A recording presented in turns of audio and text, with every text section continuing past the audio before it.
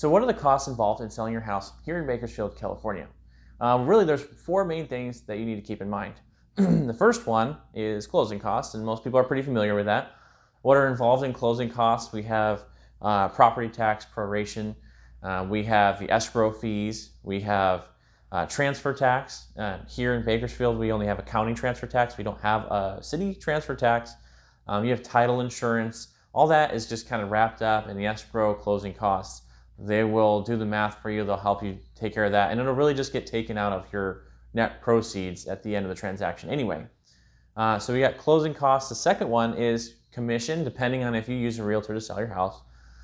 So if you sell your house with a realtor, you can expect to probably pay between 5 and 6% of the sale price. So if you list your house on the market for $400,000, or if it closes at $400,000, you'll pay between 5 and 6% of that $400,000. So that's your second main cost, is the realtor commission. That's split between the buyer's agent and the seller's agent.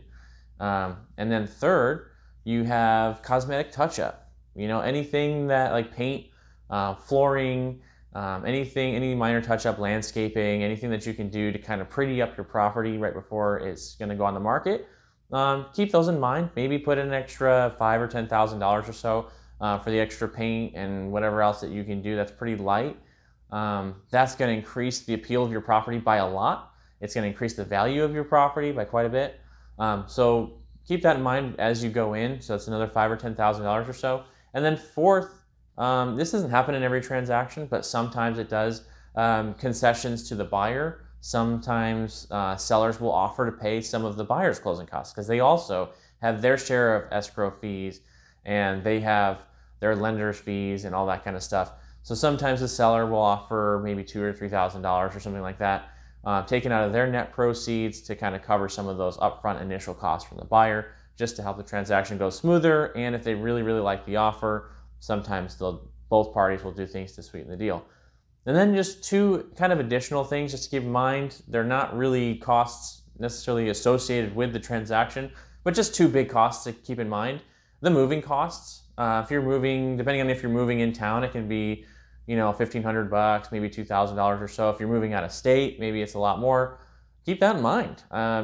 Sometimes it takes people by surprise. They kind of forget about it, and now all of a sudden they're like, wait a minute, I have a few $1,000s that I have to spend on moving, and I kind of forgot about that, and I have to get a lot of that set up before the property actually closes. So something to keep in mind. Don't let it catch you off guard.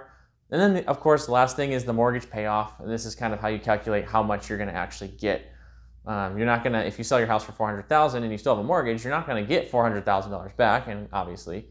So use the mortgage payoff. If you still owe $200,000, make sure you subtract that off the $400,000, then subtract your closing costs.